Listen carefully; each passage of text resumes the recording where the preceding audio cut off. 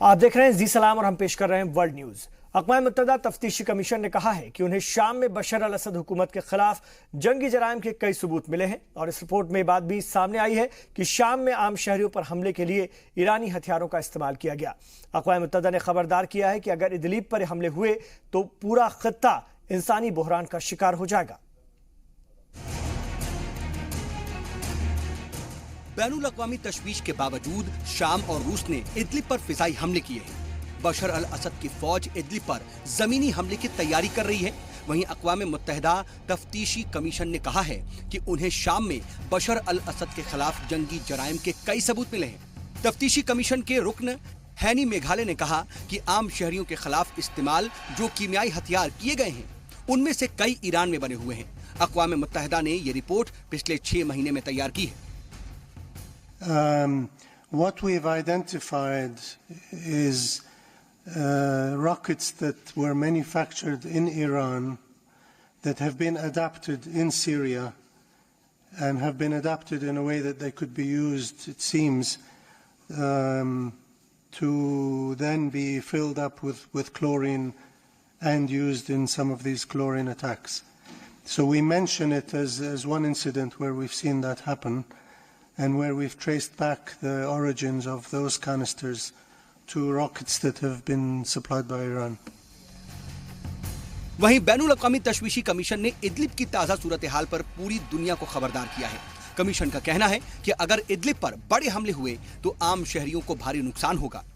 तशवीशी commission के रुकन पावोल फिनहीरो ने कहा है कि 10,000 जंगजुओं को बाहर निकालने के लिए 30 लाख लोगों की जान को खतरा लाहक हो सकता है। You are fighting 10,000 armed people, terrorists, and the 3 million population will be the price to fight. Of course, you don't have anything against fighting against terrorists, but something has to be done to protect the rights of the 3 million people and 1 million children. I think that this is something that has to move the powers involved in this decision. आपको बता दें कि Idlib Shami बागियों का आखिरी गढ़ है। अक़वाम मुत्तहिदा के मुताबिक इदलिब में 10 से 15,000 जंगजू हो सकते हैं, जबकि इदलिब में 30 लाख आम शहरी रहते हैं। अगर शाम और रूस की तरफ से शदीद हमले होते हैं तो यहाँ पर बड़ा इंसानी बहरान पैदा हो जाएगा। ब्यूरो रिपोर्ट, जी सलाम। वहीं अक़वाम मुत्तहिदा के सेक्रेटरी जनरल एंटोनियो गुतेरस ने इदलिब में फौजी कार्रवाई से शाम और रूस को खबरदार किया है। अक़वाम मुत्तहिदा के सदर दफ्तर में मीडिया से बात करते हुए गुतेरस ने कहा कि शाम की सरजमीन पहले से ही खून में डूबी हुई है, मजीद खून खराबे की कोई गुंजाइश ही नहीं है। अगर इदलिब में फौजी कार्रवाई होती है तो इसके नतीजे में बड़े पैमाने पर इंसानी जानें ज़ाया हो सकती हैं। अक़वाम मुत्तहिदा के सेक्रेटरी जनरल ने ईरान, रूस और तुर्की पर जोर दिया कि वो मिलकर के इदलिब के मामले का कोई पुरअमन हल तलाश करें ताकि इदलिब को बहरान से बचाया जा सके। It is absolutely essential to avoid a full-scale battle in Idlib. This would unleash a humanitarian nightmare unlike any seen in the blood-soaked Syrian conflict. Almost half of Idlib's population of 2.9 million people have gone there to seek refuge from conflict elsewhere in Syria. They include close to 1 million children, and their lives have been upended and they have nowhere to go. Idlib is the last so-called de-escalation zone in Syria. It must not be transformed into a bloodbath. और इस वक्त हमारे साथ phone line पर जुड़ गए doctor Mohammad Sohrab साहब, जो कि एक्सपर्ट हैं मिडिल ईस्ट मामलों के। आइए उनसे बात करते हैं इसी खबर पर। डॉक्टर मोहम्मद सोहराब साहब, शाम के इदलिब में हमले शुरू हो गए हैं। अक़वाम मुत्तहिदा और बैन अक़वामी बरादरी जंगबंदी की अपील कर रहे हैं, लेकिन शाम और रूस पर इसका असर होता नहीं दिख रहा है। क्या ये खुल्लम खुल्ला बैन अक़वामी कानून की खिलाफ वर्जी है या फिर वो अपनी ज़मीन को बचाने के लिए ये कोशिश कर रहे हैं? देखिए, ये मामला बहुत पेचीदा है। पहली बात तो ये है कि जब से मुल्क शाम के अंदर खलफसार शुरू हुआ है तो जितने भी उसके एक्टर्स हैं, जितने भी पार्टीज हैं टू द कॉन्फ्लिक्ट, एक्सटर्नल हो चाहे इंटरनल हो या रीजनल हो, सबने इंसानी हुकूक का और बैनुल अक़वामी ज़ाब्ते और कानून का खिलाफवर्जी किया है। और उसका नतीजा ये हुआ है कि शाम इस वक्त एक ऐसा स्टेट है जिसका कोई नेशन नहीं है। पूरी आबादी या तो डिसीज्ड है या डिस्प्लेस हो चुकी है, बाहर निकल गई है। दूसरी बात यह है कि जो ताकतों ने ताकत जो है कानून की खिलाफ वर्जी करती आ रही है, उनके लिए ये कुछ नहीं है, ये सेकंड एक स्टेज है सेम उसी हिस्ट्री को रिपीट करने के मामले में। दुनिया इस तरह से एक उसूली तौर की बात जो करती है वो करती है, लेकिन किसी के अंदर विल पावर नहीं है। मैं ताकत की बात नहीं कर रहा हूं, विल पावर नहीं है और मोरल विल पावर नहीं है जो इंसानी हुकूक के मामले को लेकर आकर उसको रोके। और जहां तक बशर असद का मामला है, देखिए वो जिस आइडियोलॉजी से और जिस कम्युनिटी से वो बिलोंग करता है उसके ब्लड में ही है इस तरह के खूनरेजी और इस तरह के कत्ल और गारत करना, और उसका बाप ने किया, ये कर रहा है।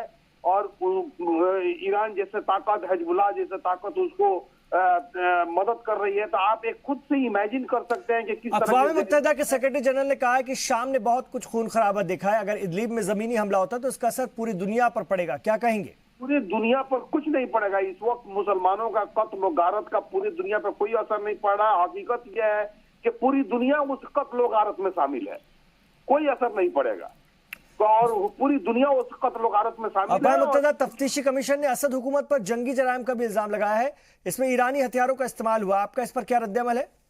ये हकीकत है, ये फैक्ट है कि वो ही जो वार क्रिमिनल, इसमें कोई दो राय है ही नहीं है।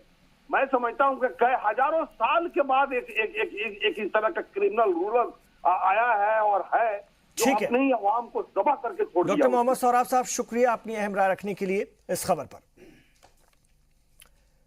इधर ईरान ने कहा है कि अमेरिका की दस्तबरदारी के बाद भी ईरान जौहरी समझौते की पासदारी कर रहा है। बैनुल अक़वामी जौहरी तवानाई की एजेंसी IAEA की मीटिंग से खिताब करते हुए ईरानी सफीर काजिम गरीबाबादी ने कहा है कि ईरान उस वक्त तक जौहरी समझौते की पासदारी करता रहेगा जब तक उसे फायदा पहुंच रहा है। ईरानी सफीर का बयान ऐसे वक्त में आया है जब ईरानी जौहरी इदारे के सरबराह ने दावा किया है कि ईरान ने जदीद तर्ज के सैनिटरी फ्यूज तैयार कर लिए हैं और अगर जौहरी डील नाकाम होती है तो यूरोपियन अफजूदगी की, खासतौर से जो यूरेनियम अफजूदगी की सलाहियत में मजीद इजाफा किया जाएगा। आपको बता दें कि 2015 में हुए जौहरी समझौते से अमेरिकी दस्तबरदारी के बाद यूरोपीय ममालिक इस डील को बचाने की पूरी कोशिश कर रहे हैं। While appreciating the strong support of the international community to the deal, which was also expressed by the overwhelming majority of the states in today's meeting, the Islamic Republic of Iran has always expressed loud and clear that if the deal is to survive, Iran should also be benefited from the deal. It would be a great shame if the achievement of 12 years of multilateral diplomacy would be shattered by irresponsible behavior of just one state. इधर Libya के दारुल हुकूमत Tripoli के बैनुल-अक़वामी हवाई अड्डे पर rocket हमले के बाद फिजाई ऑपरेशन मुअत्तल कर दिया गया है। दूसरी जानिब दारुल हुकूमत के मशरिक में मिलिशिया ग्रुपों के दरमियान शदीद झड़प की इत्तला है जिसमें कि मुतादिद अफराद जख्मी हुए हैं। हवाई अड्डे पर दागे गए रॉकेट और गोलीबारी के बाद इंतजामिया ने एयरपोर्ट बंद कर दिया है। जो परवाजें आ रही हैं उसका रास्ता बदलकर 190 किलोमीटर दूर मिसराता हवाई अड्डे की तरफ मोड़ दिया गया है। रॉकेट हमलों से हवाई अड्डे को नुकसान पहुंचा है। वाज़ेह है कि त्रिपोली बैनुल-अक़वामी हवाई अड्डे को 31 अगस्त से 7 सितंबर तक शहर में जारी लड़ाई की सबब बंद कर दिया गया था। इस लड़ाई में कम से कम 63 अफराद हलाक हो गए थे। लीबिया में वाहिद बैनुल-अक़वामी एयरपोर्ट बंद होने से लोगों को काफी परेशानियों का सामना करना पड़ रहा है। अमेरिका ने ईरान को इंतबाह दिया है कि अगर इराक में अमेरिकी तंसीबात या फिर किसी अमेरिकी शहरी को नुकसान पहुंचा तो अमेरिका तेहरान के खिलाफ सख्त कार्रवाई करेगा। व्हाइट हाउस का कहना है कि हालिया अरसे में इराक में कई ऐसे वाकयात सामने आए हैं जहां पर लोगों की जिंदगियों को खतरात से दो चार किया गया। बसरा में अमेरिकी काउंसिल खाने को निशाना बनाया गया और बगदाद में अमेरिका सफारत खाने की इमारत को नुकसान पहुंचाया गया। अमेरिका ने इल्जाम आयद किया है कि ईरान की तरबियत याफ्ता अनासिर अमेरिका तंसीबात पर हमले में मुलव्वस हैं। अमेरिका ने खबरदार किया है कि अगर इलाके में अमेरिकी तंसीबात को ईरानी एजेंटों के हाथों कोई नुकसान पहुंचता है तो अमेरिका इसका फौरी जवाब देगा और वो इराक में अपने शहरियों की जानों का हर मुमकिन दिफा करेंगे। वाज़ेह है कि गुज़िश्ता हफ्ते इराक के बसरा शहर में अमेरिकी काउंसिल खाने पर 3 रॉकेट दागे गए थे। रूस के सदर व्लादिमीर पुतिन ने दावा किया है कि उन्होंने बर्तानिया में साबिक रूसी जासूस सर्गेई स्क्रिपल को नर्व एजेंट जहर देने वाले 2 मुश्तबा शख्स की पहचान कर ली है। पुतिन के मुताबिक वो रूसी फौजी अफसर नहीं हैं बल्कि आम शहरी हैं। ईस्टर्न इकोनॉमिक फोरम के दौरान पुतिन ने कहा कि वो जानते हैं कि हमलावर कौन है, वो यकीनी तौर पर बरतानिया के शहरी हैं। वहीं ब्रिटेन पुलिस अफसरों ने दावा किया है कि 2 मुश्तबा शख्स रूस फौज के खुफिया एजेंसी के रुकन हैं। इससे पहले ब्रिटेन हुकूमत ने कहा था कि 4 मार्च को स्क्रिपल और उसकी बेटी पर जो कीमियाई हमले किए गए थे, इसमें रूस में बने नर्व एजेंट नोविचोक का इस्तेमाल किया गया था। बरतानिया इस हमले के लिए रूस को जिम्मेदार ठहरा रहा है, लेकिन रूस हमेशा से इस हमले से इनकार करता रहा है। Конечно, посмотрели, что это за люди. हमने उन 2 मुश्तबा शख्स की तस्वीर देखी है। मैं जानता हूं कि वो कौन है। हमने उनका पता लगा लिया है। मुझे उम्मीद है कि वो खुद जल्द मंजर-ए-आम पर आएंगे और अपने बारे में बताएंगे। ये कोई क्रिमिनल नहीं है। हाँ, ये आम शहरी ही हैं। Что? Они гражданские? Не слышу. Гражданские? Гражданские. अफगानिस्तान के ननगहार सूबे में एक मुजाहिरे को निशाना बनाकर के किए गए खुदकुश हमले में हलाकतों की तादाद 68 पहुंच गई है, जबकि 150 से ज्यादा लोग जख्मी हैं। ननगहार के गवर्नर के तर्जुमान अताउल्ला खोघानी ने हलाकतों की इस तादाद की तस्दीक कर दी है। जरा के मुताबिक पुलिस के एक कमांडर को बर्खास्त करने की मुखालफत में सैकड़ों लोग मोहम्मद दारा जिले में एहतजाज कर रहे थे, तभी खुदकुश बमबार ने भीड़ को निशाना बनाया। अफगान हुक्काम ने ननगहार में हुए इसको रवा बरस का सबसे खूनी वाक़या करार दिया है। अभी तक इस हमले की जिम्मेदारी किसी भी तंजीम ने कबूल नहीं की है। आपको बता दें कि ईद के दौरान अफगानिस्तान हुकूमत और तालिबान के बीच जंगबंदी हुई थी। इसके बाद मुल्क में दहशतगर्द हमले बढ़ गए, जिनमें कि सैकड़ों लोगों और अफगान सिक्योरिटी अफवाज की मौत हो चुकी है। तालिबान ने अमेरिका के साथ मुज़ाकरात के एक और मरहले के लिए रजामंदी का इजहार किया है। तालिबान हुक्काम ने मख्फी रखने की शर्त पर इस बारे में इत्तला दी है। ज़राए के मुताबिक तालिबान के आला लीडर 3 या 4 लोगों का एक वफ्द अमेरिका से बातचीत के लिए तैयार कर रहे हैं। इम्कान जाहिर किया जा रहा है कि दूसरे मुज़ाकराती दौर में कैदियों के तबादले फिर रिहाई के साथ साथ बाज़ाब्ता मुज़ाकरात शुरू करने पर भी तवज्जो मरकूज की जा सकती है। इससे कबल जुलाई में अफगान तालिबान और अमेरिका के दरमियान मुज़ाकरात का एक दौर कतर के दारुल हुकूमत दोहा में मुनक्किद हो चुका है। वाज़ेह है कि कुछ महीने पहले तालिबान के आला लीडर मुल्ला हैबतुल्लाह खासतौर से अखुंदजादा ने खाना जंगी खत्म करने के लिए अमेरिका के साथ सीधी बातचीत की तजवीज़ रखी थी। और इस वक्त हमारे साथ शौकत भारती साहब जुड़ गए हैं, जो कि एक्सपर्ट हैं अफगान मामलों की भी। आइए उनसे बात करेंगे। सर, अफगानिस्तान में रोज़ बरोज़ तालिबान के हमले बढ़ रहे हैं, क्या लगता है इस मुल्क के लोग कभी अमन व चैन सुकून की जिंदगी गुजार पाएंगे? ये जब तक अमेरिका का इंटरफेरेंस अफगानिस्तान के अंदर होगा, ठीक है, तब तक जो है वहां सुकून नहीं मिल सकता। क्योंकि अमेरिका की फॉरेन पॉलिसी का हिस्सा ही है कि डिस्ट्रक्शन करवाना है, टेररिज्म फैलाना है और फिर उस मुल्क के ऊपर कब्जा करना है। असल में अफगानिस्तान की जिम्मेदारी, बर्बादी का जिम्मेदार कोई और नहीं है, अमेरिका और सऊदी अरेबिया है। ये तालिबान किसका प्रोटेक्शन है? इन्हीं का प्रोटेक्शन है। एक तरफ ये उसको टेररिस्ट भी कहते हैं, एक तरफ उसे हटाने के लिए उन्होंने वहां पे फोर्स भी डाल रखा है, एक तरफ ये कतर के अंदर उनका ऑफिस खोलने के बाद उनसे नेगोशिएशन भी करते हैं। जब ये तालिबान का फॉर्मेशन हो रहा था तो उसमें व्हाइट हाउस पूरे तरीके से शामिल था। जी, सवाल ये पैदा होता है कि आखिर इन्हीं से नेगोशिएट करने के लिए तालिबान क्यों जा रहे हैं? क्यों इस्लामिक कंट्रीज का उन्होंने ओआईसी के साथ बैठते कि हम बातचीत करना चाह रहे हैं? अगर ये इस्लाम के नाम की बातचीत कर रहे थे, तालिबान ने वहां के ऊपर इस्लामी खिलाफत का दावा किया था, तो आईसी के बीच में बैठते। ये अमेरिका और रशिया, इनके अमेरिका और क्या नाम है, इस्राइल और इन लोगों के या सऊदी अरेबिया के साथ में बैठ। सऊदी अरेबिया मतलब अमेरिका, सऊदी अरेबिया मतलब इस्राइल। लेकिन अब ये सच्चाई है कि तालिबान अमेरिका से बराह रास्त बातचीत के लिए तैयार हो गया। इस मुज़ाकरात से कितनी उम्मीदें आपको? देखिए इन्होंने क्या किया, जो इनका कहना नहीं मान रहे थे, तालिबान इनका ही बनाया हुआ है। हिलरी क्लिंटन ने एडमिट किया है, चाहे तालिबान हो चाहे अलकायदा हो, कि वी क्रिएटेड अलकायदा। दूसरी बात यह है कि इनका ही प्रोटेक्शन है, उसमें से जो इनके खिलाफ हो गए उनका इन्होंने नाम बैड तालिबान कर दिया और जो इनके फेवर में थे उनका नाम गुड तालिबान कर दिया। तो ये तो है तो इनके ही लोग बनाए हुए, जो इनकी बातों को नहीं मानते हैं। तो जैसे पेड़ बहुत बड़ा हो जाता है, डालें इधर उधर हो जाती हैं, उसको छटाई करते हैं। तो ये जड़ से खत्म पेड़ नहीं करना चाहते, ये डालें छाट देते हैं जो उनके खिलाफ इनको डिस्टर्ब करने लगती है। जी, 2001 में अमेरिका उसामा के बहाने अफगानिस्तान में दाखिल हुआ था, लेकिन वो वहां से निकल नहीं पा रहा है। क्या अमेरिका अफगानिस्तान में फंस गया है? क्या उसके लिए ये दूसरा वियतनाम होने वाला है? देखिए एक बात बताएं, फिर अपने आप को सुपर पावर कहना छोड़ दें। जो लोग जो हैं, जो लोग अपने आप को सुपर पावर भी कहें और तालिबान में रहने के बावजूद तालिबान को वहां से हटा नहीं सके, उनके बारे में क्या कहेंगे? तो ये ड्रामा है। ये तालिबान को ना खत्म करना चाहते हैं, ना अफगानिस्तान को छोड़ना चाहते हैं, और ये पूरी तरीके से वहां के नेचुरल रिसोर्सेस को लूट रहे हैं। वहां के पहाड़ों में जो यूरेनियम पाया जा रहा है उसको वहां से ले जा रहे हैं।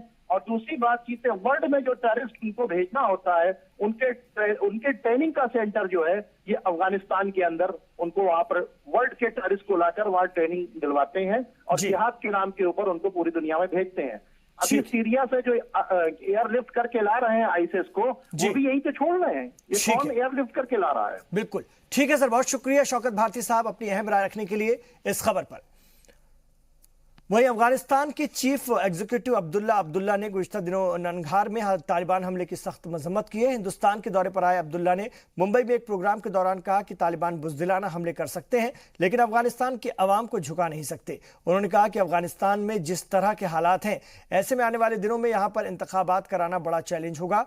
अब्दुल्ला ने हिंदुस्तानी बिजनेसमैन से अपील की कि वह अफगानिस्तान में सरमायाकारी करें। उनकी हिफाजत के लिए अफगान हुकूमत हर मुमकिन कोशिश करेगी। A crime against our people continued, terror and attempts by those who don't want Afghanistan to prosper. Last year also, as we were making preparations to attend the Passage to Prosperity, there was an incident in Kabul itself. And as I mentioned, they could delay us, but they could not stop us. इधर Lebanon के कारगुजार वजीर आजम साद Hariri ने बैनुल-अक़वामी court से कहा है कि उन्हें अपने वालिद के कत्ल के केस में इंसाफ चाहिए। आपको बता दें कि साद हरीरी ने वालिद और लेबनान के साबिक वजीर आजम रफीक हरीरी का फरवरी 2015 में कत्ल कर दिया गया था। उनके कत्ल का इल्जाम हिजबुल्लाह के कारकुनों पर लगा है। हेग में वाक़ बैनुल-अक़वामी अदालत में हिजबुल्लाह के 4 कारकुनों के खिलाफ केस चल रहा है। साद हरीरी ने कहा कि हिजबुल्लाह और शाम से उनके वालिद के रिश्ते बेहतर नहीं थे, लेकिन उनका धमाके में कत्ल कर दिया जाएगा ये किसी ने नहीं सोचा था। वहीं हिजबुल्लाह के चीफ हसन नसरुल्लाह ने कहा है कि साद हरीरी आग से खेल रहे हैं। वो मुश्तबा हिजबुल्लाह कारकुनों को किसी कीमत पर बैनुल-अक़वामी कोर्ट के हवाले नहीं करेंगे। अक़वाम मुत्तहिदा ने म्यांमार की फ़ौज और हुकूमत पर सहाफ़ती हुकूक और आज़ादी सहाफ़त को दबाने का इल्ज़ाम लगाया है।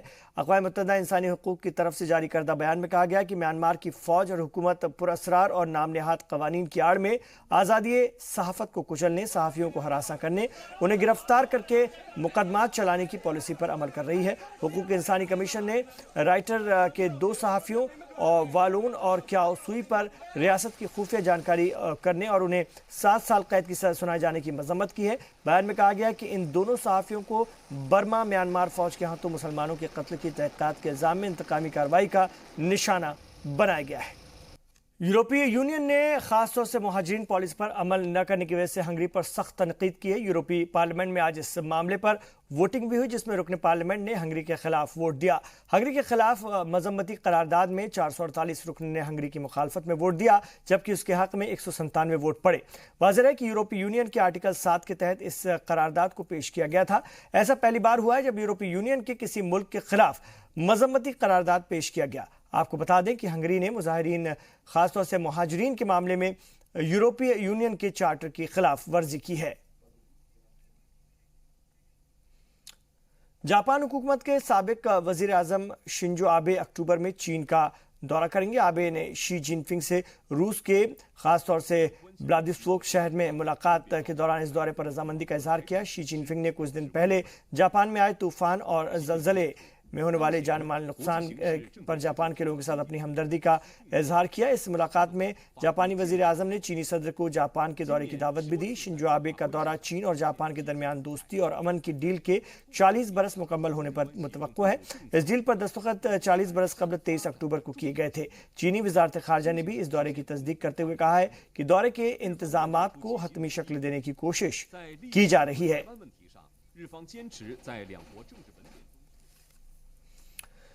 कुलसुम नवाज की आखिरी रस्मात में शिरकत के लिए पाकिस्तान के साबिक वजीर आजम नवाज शरीफ, उनकी बेटी मरियम और दामाद मोहम्मद सफदर को पेरोल पर रिहा कर दिया गया है। महकमे दाखिला पंजाब की जानिब से उन्हें 12 घंटे के पेरोल पर रिहा करने की मंजूरी मिलने के बाद शरीफ और उनकी बेटी दामाद को रावलपिंडी के नूर खान हवाई अड्डे से खुसूसी प्लेन से लाहौर में वाक़ उनके आबाई कस्बे जाटी उम्रा ले जाया गया। इस मौके पर मरियम नवाज ने अपील की है कि कौम उनकी वालदा के दर्जात की बुलंदी के लिए दुआएं करे। आपको बता दें कि नवाज शरीफ की अहलिया कुलसुम का 68 साल की उम्र में मंगल को लंदन में मौत हो गई थी, इंतकाल हो गया था। वो कैंसर के मर्ज में मुब्तला थी। उनके जज्द खाकी को पाकिस्तान का लाया जाएगा और जुमे को उनके आबाई वतन जाटी उम्रा में दफनाया जाएगा। तो जुमे को उनकी आखिरी रस्मात अदा की जाएंगी। दुनिया को अपनी ताकत दिखाते हुए रूस अपनी तारीख का सबसे बड़ा फौजी मश्क शुरू कर चुका है। कोल्ड वार के बाद मिलिट्री ड्रिल वॉस्टोक 2018 रूस का अब तक का सबसे बड़ा फौजी मश्क है। इस मिलिट्री ड्रिल में 3 लाख फौजी शामिल हैं और इस मश्क में चीन और मंगोलिया की फौजी भी हिस्सा ले रही हैं। इस फौजी मश्क में 36,000 मिलिट्री व्हीकल्स, 1,000 प्लेन और 80 वॉरशिप शामिल किए गए हैं। रूस की अफवाज उस वक्त फौजी मश्क कर रही है जब मॉस्को और नाटो के बीच टेंशन का दौर चल रहा है। अमेरिका की बढ़ती ताकत के बीच सदर व्लादिमीर पुतिन ने अपने मिलिट्री मॉडर्नाइजेशन को बढ़ाया है, जिसमें कि कई नई न्यूक्लियर मिसाइलें भी शामिल हैं। सियासी माहिरीन के मुताबिक वॉस्टोक 2018 को कुछ हद तक ताकत का मुजाहरा बताया गया है। रूस और चीन का ये फौजी ड्रिल 11 सितंबर से 17 सितंबर तक चलेगा। वहीं चीन की वजारत दिफा का कहना है कि इससे दोनों मुल्कों के बीच फौजी साझेदारी बढ़ेगी और इससे उनकी ताकत में इजाफा भी होगा।